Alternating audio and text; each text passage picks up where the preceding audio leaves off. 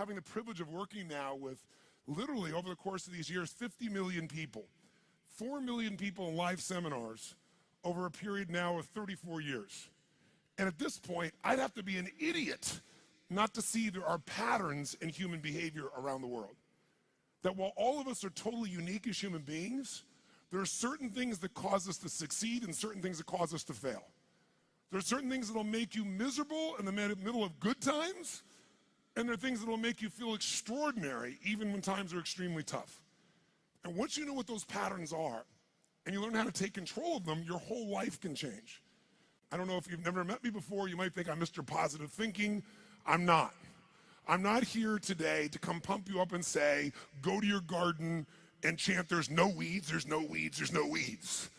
I'm here to say, bullshit, there's weeds, let me show you where they are and let's pull them out. I'm very pragmatic about what does it take to make life work. But what I want you to know is, Australia, of all the places on the face of the earth, when I was talking to my client, he was saying, Tony, of all the places on earth, there's one place you'd pick to have a great quality of life with your family that will weather the storm the best, it's Australia, by far. You guys are in the best place on earth to make it through this situation and take advantage of it. But the real secret is, whether you suffer or whether you succeed is not going to be based on the season. Some people freeze to death in the middle of the winter. Other people ski and snowboard. It really comes down to what are you going to do? So as I was coming here, I was thinking, what can I do to show you how to take advantage of the season? What can I do to show you how you can absolutely, doesn't matter what the season is a bad season financially a good or bad time to start a business? Tell me, which one? When the economy is toughest, is it a good or bad time to start a business? You tell me. Which one? Well, of course, that's what he expects me to say is good. But it's the truth. If you look at the Fortune 1000 companies around the world, 65% of them were started in a depression or a recession. The reason is they were started with somebody when all the competition was freaking out. Somebody could start, like Apple Computers, in the middle of a recession with selling their Volkswagen bus and coming out with some ideas because everybody else was scared and wasn't willing to do whatever it took. Disney started in the Depression, right? Fortune magazine started in a depression. How are you going to build your fortune in the middle of a depression? It's why they're one of the strongest companies in the magazine business, and a business that's pretty horrible for most people. If you look at Microsoft, it was a recession. You look at the best and most powerful companies, it's because they understood something that's really critical, and that is, don't ask it be easier, ask and make yourself better. If you get strong during the tough time, you'll dominate for the rest of your life. But what I think would be useful is maybe walk you through a tool that I've got that I've developed over the years to turn companies around. And the fundamental tool is there are areas of your business, every one of you in this room, no matter what your business is, if you're in business, you're probably doing something well.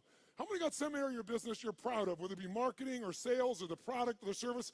How many got an area you're proud of? Say I. How many got an area you're less than proud of? Say I. The challenge is, where does our energy go? To the areas we feel most skilled and powerful in, or least skilled and least powerful in? Which one? No, our energy tends to go to the areas we feel most powerful. We do what makes us feel good. We do what we feel competent in, not what we feel incompetent in. And business is complex. It doesn't have to be, but it is. So I thought maybe there'd be a format I could give you today is, let's walk through what the business environment's really like right now, and then let's see if we can walk through what are the areas that if you were just to do this, if I never saw you again, and my goal is to see you again, my goal is to add enough value, go, okay, this is no brainer. I'm gonna take 4 days when Tony comes back, I'm gonna go in this experience and be immersed and grow my business 30 to 100%. But if I don't, here's what I want you to do, or if you don't. I'm gonna cover 7 areas that are what I call the 7 forces of your business. Each force has a forceful impact on your level of success or failure, profitability, etc. There's some areas I bet you're doing good in. Some areas you could do better in. Some areas you're very weak in. The problem is, a chain is only as strong as its weakest what? And in business, so many businesses go through challenges because those weak links are the ones that destroy you, not your strengths. It's true around the world, but actually Australian business is interesting, a little bit more intense than even business in the US in one category. What percentage of Australian businesses are still alive 5 years after they start? Who knows? What percentage of Australian businesses are still alive 5 years after they start?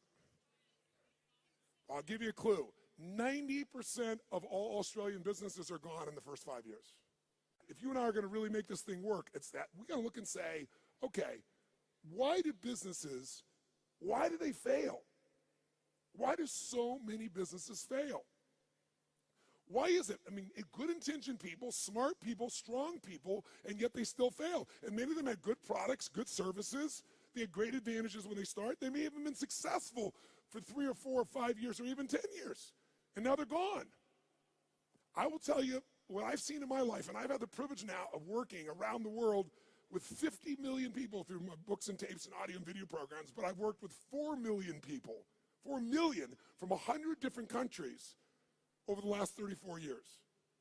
I can clearly tell you there's patterns you don't miss when you've been with that many people and that many businesses. And the one pattern I can tell you above anything else is most businesses fail because they fail to anticipate what's coming. Write that down. Write down, anticipation is the ultimate power. If you fail to anticipate, no matter how smart you are, you're going to end up reacting and your business will pay the price. And the price in the sport we're in is death, the death of the business, just like a gladiator. Now, what do I mean by this? Maybe I can show you what I mean by giving you an example that more people could relate to. I want you to sit up in your chair with some energy. So I know you're in it. Sit up in your chair with some energy. Make sure the person next to you's got some energy. And I want you to yell out, I, if this describes an experience you really have. And I want you to be honest. If it doesn't describe an experience you have, don't say anything. But if it describes an experience you have, I want you to raise your hand and go, I, all right? So here's my question. How many of you in this room have ever experienced the total and complete humiliation that comes when you play a video game against a child? How many have had this experience? Say I. How many have had this happen more than once? Say I.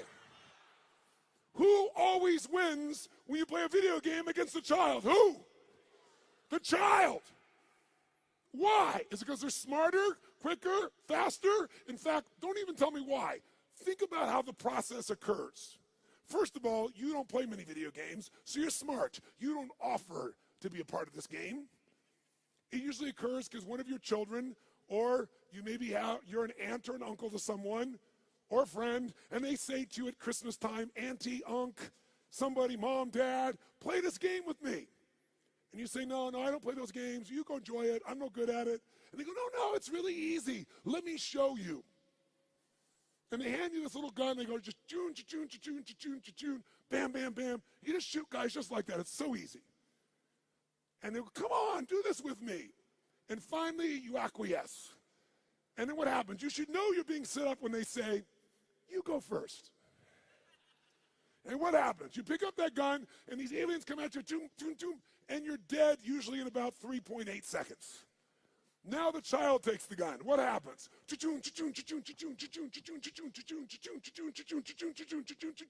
And about 45 minutes later, you get your second turn. Who knows what I'm talking about here? Say I. Now you're pissed, right? You're like getting competitive. I'm not getting shot in 3 seconds. So now you're really focused, and you get shot in the back, and you're dead in 2 seconds. The kids, 45 minutes later, you get your third one. The kid scores 480 million points, you get 3. Who's had this experience? Say I. Why does the child always win? Is it because they're younger, faster, smarter, more flexible? Their minds are wired this way. No, listen to me. The child always wins because they played this game before. And because they played the game before, listen to me, keywords, they know the road ahead. And if you know the road ahead, you have the ultimate advantage over everyone around you. You must know the road ahead. Why? Because when you know the road ahead, you can anticipate. Write it down again. Anticipation is the ultimate advantage in business and in life. Anticipation, when you know the road ahead, you know what's coming. When you know what's coming, you can anticipate. When you can anticipate, What's the benefit of anticipation? When you anticipate, you're ahead of the game. If you're not anticipating, what do you have to do? React. And when you're in the game of business and you react, you're going to die. It's that simple. I don't care who you are. I don't care how long you've been in business. If you find yourself reacting, you're going to die. You're in business and you didn't anticipate some of the challenges coming up with technology, and all of a sudden it eats you up in a week, in a month. What you built 5, 10 years ago disappears. Who's seen this happen and knows what I'm talking about is real here? Say aye. So we're talking about the most important skill of all here. Anticipation, because otherwise you're reacting. Why does the kid succeed? They played it so many times. Guess what they know when the game starts? First bad guy's here, second bad guy's here, third bad guy's here. They don't wait. They anticipate and they take control. If there's one gift you could give yourself, it's to know this. Write this down if you would. The biggest chokehold in any business, is always the owner/leader. It's the owner-leader's psychology or skills. The biggest chokehold in any business is the owner-leader's psychology or skills. Your mindset, what eats you up is you don't know what's coming. You don't have the skill to handle what's coming because you don't know it. Or you're so beat up psychologically, emotionally by what you've been through, you can't find the answer. So as a result, you end up with a story that limits you. You end up in a state that limits you. What's stopping the business, another way of saying this is the story, the state, and the strategy of the owner or the leader. If you change that owner or leader's state, story, and strategy, you change everything. If you don't, they're not going to succeed. So Bill Gates is a gutsy bastard. Bill Gates has a lot of, the guy took big risks. He was at Harvard, had a great education set up, wasn't doing so good, but he read a magazine article about the first personal computer called the Altair. And as he read it, he said, you know what? I think this is the future. He anticipated the changes that would come in the future. But he had guts and he took a risk. That's why he's who he is. He called the guy up and he said, listen, I see you got this new computer. You guys need software for that. He said, I've written software for it that'll make it run perfectly. Was that true? Yes or no? It's total bullshit. He made it up. He was just being gutsy and saying, if I tell the guy I've got software and he says, come see me, I'm going to figure out how to do it. Pretty ballsy. Sure enough, the guy said, bring it to me in 3 weeks. So he had 3 weeks to come up with software between he and his partner. And he worked around the clock. And literally, when he went to Altair in New Mexico to show this software, he didn't have a computer to test it on. He didn't know if it was going to work for sure. Thank God for his future, it worked. It was a gutsy, risky thing. He invested all his time and energy. He blew off his school. He did everything. And thank God for him, it worked. But that didn't make him wealthy. You know what made him wealthy? Something called MS-DOS. MS-DOS was software that he did not write. He bought MS-DOS that made him $3.5 billion for $50,000. Bill Gates bought it for $50,000 from somebody else. He saw IBM and he was studying his competition. And he said, they think they're in the computer business, and I think the computer business is going to become a commodity at some point in the future. I want to control the intelligence that controls those computers. So what I'm going to do is I'll offer the software and I'll just go buy it from this kid over here. Now, $50,000 is a huge sum of money. Most business people don't have guts, they don't take risks, and they don't invest. He said, I got to do this. Rolled the dice, got it locked up, went to IBM and convinced them. Now, IBM wanted it. What did IBM want to do? They wanted to buy it from him. He said, no, I'll rent it to you. They said, no. He said, look, you're not in the software business anyway. You're in the computer business. You don't want software. Software changes. You don't know that area. Let me do this for you. The biggest strategic, remember I said your life is controlled by your what? Decisions. That decision made him wealthy. That decision for IBM made them a has-been in a short number of years. You have to anticipate the shifts. Am I making sense with you here? Yes or no? So what's the solution? The solution, listen to me, is constant and never-ending improvement on the areas that control the success or failure of your business. Constant, never-ending improvement. It doesn't have to be huge, but it has to be constant. Incremental improvements in the areas that matter on a regular basis, and you will dominate as long as you also anticipate. So let me give you 7 real fast because I'm on tight on time. Let me give you the first of the 7. Let me show you how it works. I'm going to start with the end in mind. If you're going to be successful in business, the end outcome, what makes somebody successful in business is not that they make a sale. If all you do is make a sale, you made a little money. To have a business, it has to be sustained. To be sustained, you have to build clients, or at a minimum, what I would call raving fan clients, raving fan customers. Now, why is the target of all business a raving fan customer? Well, first of all, what makes a human being wealthy in financial terms? What will make you wealthy is only one way to get wealthy and stay wealthy. Add more value to other people's lives than anyone else can possibly do. If you add more value than anybody else, you will have people be a raving fan of your product, service, or company. And raving fans are the best marketing in the world because today, nobody pays attention to advertising unless it's shocking. And even then, it doesn't necessarily sell the product. What sells products today is people telling people this is the best shit you can get. How many agree with me on this right now? Say aye. And you can't buy that word of mouth. You can only deliver it by delivering such an incredibly valuable experience or product or service that people tell everybody about it. The first key to getting to that target, if we're gonna grab hold of our energy and we're gonna race towards this target, is you have to do step number 1. Step 1 in a business is you got to know where you really are. You got to know where you really are, and you got to build what I call a business map. Now, what do I mean by a business map? Well, think of it this way. How many of you in this room have a 5-year business plan right now for your company? 5-year business plan, raise your hand. Now, a group of 9,000 people, I'm seeing maybe a dozen hands. The reason you're seeing a dozen hands is because even if you have to have a 5-year plan, it's bullshit. And I'm not being disrespectful. It's bullshit. Why is it bullshit? Everyone tell me. Why is a 5-year business plan in the world we live in today total bullshit? Why? Because the world is changing so fast, you have no clue what's going to be here in 5 years. You're kidding yourself. So what do? Throw up your hands and just hope it works out well? That's a disaster too. What you need is a business map. A business map means you understand the territory. You understand what's happening, where it's happening, so as you're moving along, you can adjust with that map to get where you want to go as the environment changes.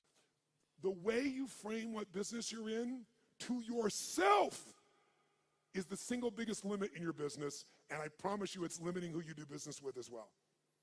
You know, if you ask Peter Drucker, one of the greatest business geniuses of all time, he used to say, there's really only one question, maybe 2 in business. The question is, what business are you in, and how's business?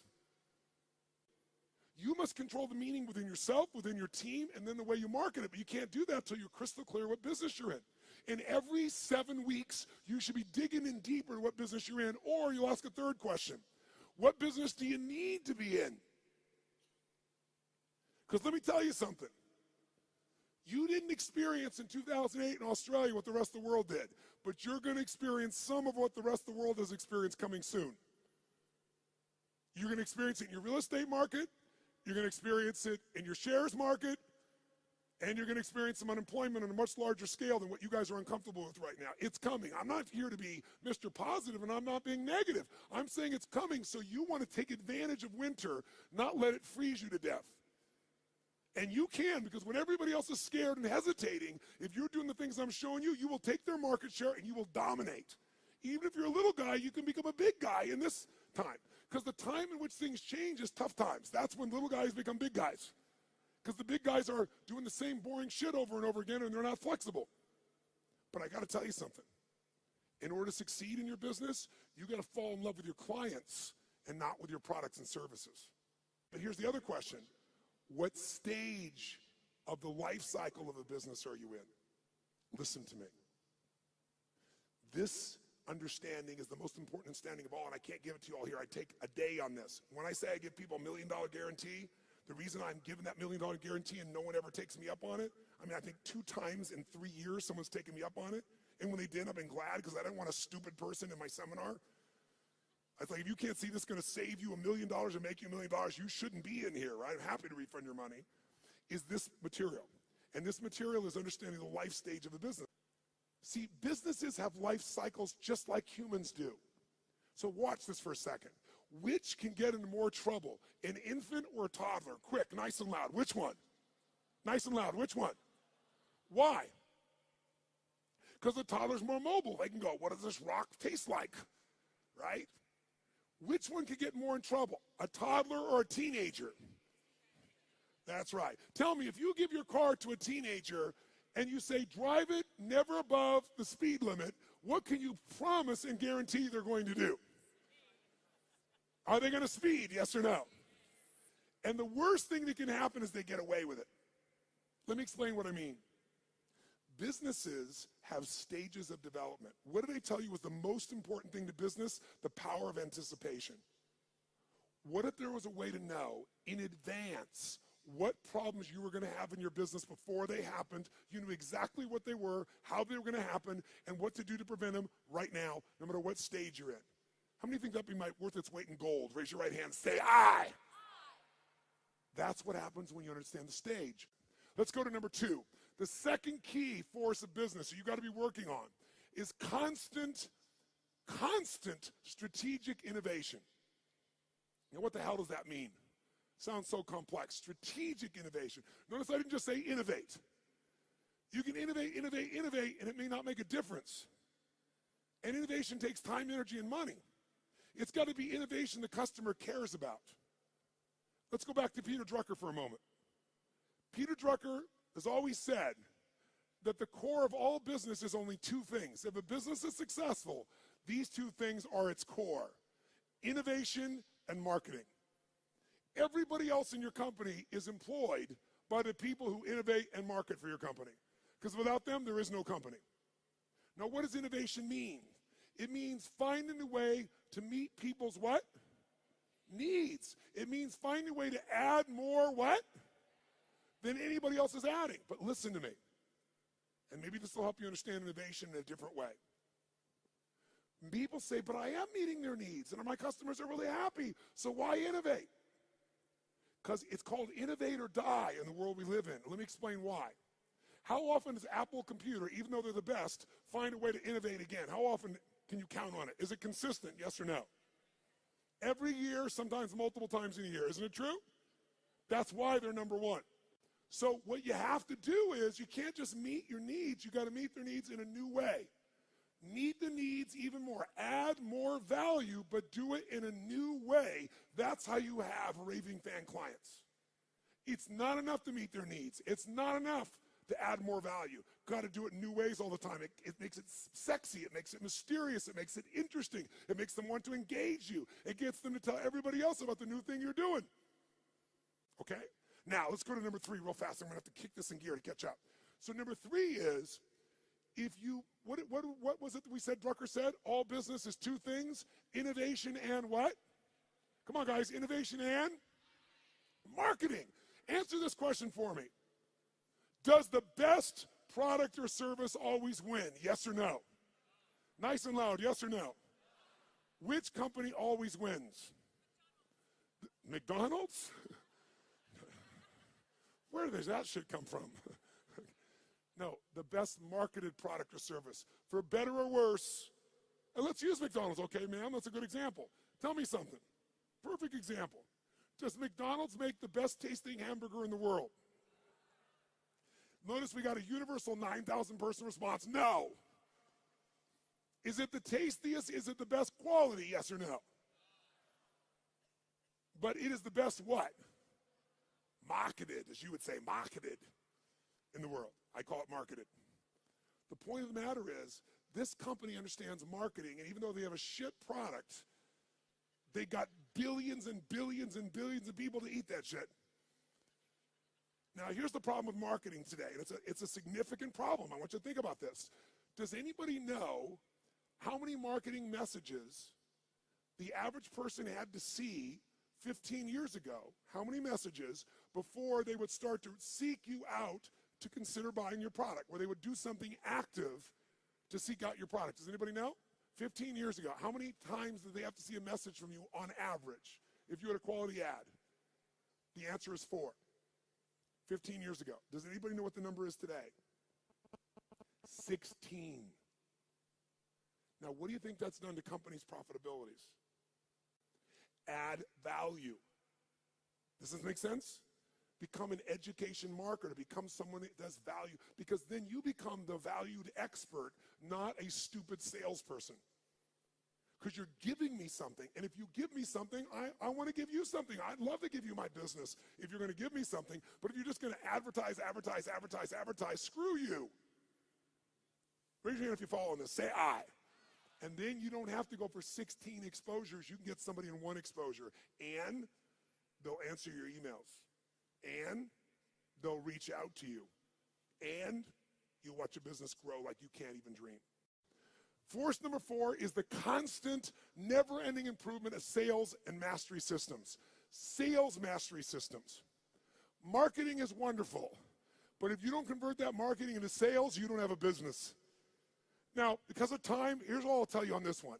We're going to give you that's valuable, that's simple. How about this? How many of you right now in this room have a business that's primarily done with no salespeople, all on the web? Raise your hand. No salespeople, all automated. Raise your hand if you have salespeople. If you have salespeople that work with you, the majority of you. If you have an automated business, no matter how good it is, you don't want a one-legged stool. A one-legged stool at one point can get in trouble and you collapse. You want at least 3 legs, and one of those legs, as a minimum, has got to be a sales team. Now, how can you grow, though, when you're a brand new small business or you've been around a while? Well, technology today allows us to be able to hire people to go to work for us literally 24/7, 365 all around the world. We literally have more than 150 people that work for one of my companies, all of which live in different parts of the world, all of which we know only by way of our experience of them, by way of Skype calls where we can see them and coach them, but we measure them better than the persons in the same room with us in the old days. We know what they're doing every moment. We know people are responding. We know everything because it's all fed to us by the web. We have virtual companies now. So if you don't have a lot of resources, we can show you how to get 3 or 5 salespeople in your little company, like these couple of guys here that right now are operators. What if you had 3 people that their entire life was about how to make sure they filled your business? Well, you wouldn't have 1 little location, you might have 5. But here's what I can tell all of you, just give you one quick hint in this area in the time that we got. Write down one thing. Great salespeople are not trained, they are found. Great salespeople are not trained, they are found and then trained to be even better. And this is coming from a guy that's trained 2 million salespeople in the world. I did that for 15 years. It's one of my jobs. Here's what I mean by this. Write down this phrase. Nature is the most powerful factor. Nature is the most powerful factor. If I was going to give you something in 2 seconds right now, I'd say it's this. If you're going to get a great person to sell for you, you can train somebody all day long, but their nature has to match the job. The 5th force you got to take control of, you've got to have constant anticipation. Remember that key word, anticipation? So you're not reacting, you're anticipating, you know the road ahead in 2 areas of your business. Legal, and I know you're not a lawyer, at least most of you, but you got to know where your risks are, and financial or accounting. Now, how many of you in this room as business owners hate accounting? If you're with me, brothers and sisters, can I have a hallelujah? However, unfortunately, even though you hate it, how many of you in this room have ever been bitten in the bum, so to speak, because you thought the numbers were one thing or they meant something or your cash was one level and it was another? Some accounting piece that really, really hurt you at the time. Who's had this experience before? Raise your hand nice and high. Say I. I want to tell you something. More companies go down because most of you in this room do not like accounting, and I do not want to sell you on being an accountant. What a boring-ass job. But I do want to sell you on knowing enough of this that you can run that accountant or that CFO. Because you still have to lead, and if you don't, you'll become part of the 99% that fail. I don't care how smart you are, I don't care how much your sales are. Learning how to manage your business includes the economics, and we take half a day and make it fun so that you can kick ass with any CFO or accountant, and you can ask them questions they don't know. Let me ask you 2 questions real fast. Question 1, how many of you have a specific day of the month that you always go through your financials and you never, ever miss on your business? Raise your hand. Keep your hand up and look around the room. It's not even 3% of the room that does this. That's why 99% go out of business. Remember I said in the beginning, what is the chokehold in the business? It's the psychology and the skills of the entrepreneur. If you don't develop the skill of knowing how to manage the finances, I don't mean write it down and do the accounting. I mean know how to read that and use that information as intelligence to guide yourself. You're going to be in trouble. In business, nobody gets a special license. You can go out there and know nothing about numbers except what you think you know, and that's why you go out of business. This is a skill. If you don't get it from me, you better go get it now. But I can give it to you in a fun way in half a day of the 4 days, where you'll be able to read financials and find stuff your accountant's not finding. And then what you want to find is the intelligence that allows you to know how to run your business more effectively. I'll give you a little clue. Who here knows the 3 documents you've got to see every single month to run your business? Raise your hand if you know the 3 and can name them. Look around the room. Look at this. We got 9,000 people in this room, and maybe 20% of you even know the documents. You don't review them, you don't even know what they are. Here, I'll give you a little gift, something that took me 20 years to figure out. Little gift. If you got a business that has a 20% margin of net profit, and most of you probably have a margin less than that, some of you maybe more than that. But if you have that and you just cut 12% of your costs, 12% of your costs on a 20% margin company, you'll grow your profits by 50%, meaning you'll have a 30% margin. If you want to, listen to me, you want to grow your profits 50%, all you have to do is cut 12% of your costs. But you're never going to do that when you don't even look at your own financials. Let's go to the next one. Finally, number 6. Number 6 is, what if I said to you there was treasure in your business, and that treasure is just waiting for you to come by and pick it up? But you got to dig for it. But if you pick it up, it's going to cost you nothing. What if I said to every one of you in this room, no bullshit, no hyperbole, no exaggeration, in the next 6 to 12 months, 18 months at the outside, in a tougher economy even, you could grow your business 30 to 130%, no exaggeration, no hyperbole. And it's not going to cost you any more money to do it. When I say it's not cost you any money, let me be honest. You might find by spending $5,000, you could make $150,000. Or by spending 10, you could make $500,000. So to me, that's not spending money. How many follow what I'm talking about here? Say I. That is this skill. This is my strongest skill. This is why companies call me in to do turnarounds. This is why my companies are where they are through all the economies and all the countries I've been in, all the industries. You have to learn the skill of optimization and maximization. That's this point. You have to learn to optimize and maximize your business on an ongoing basis. Now, what does that mean? It means figuring out how to do what you're already doing, where you get a geometric result from a bunch of small changes. Small changes that accumulate to create a geometric change. But you gotta master this. Go home and figure this out by itself if you want to, and you can start making progress right away.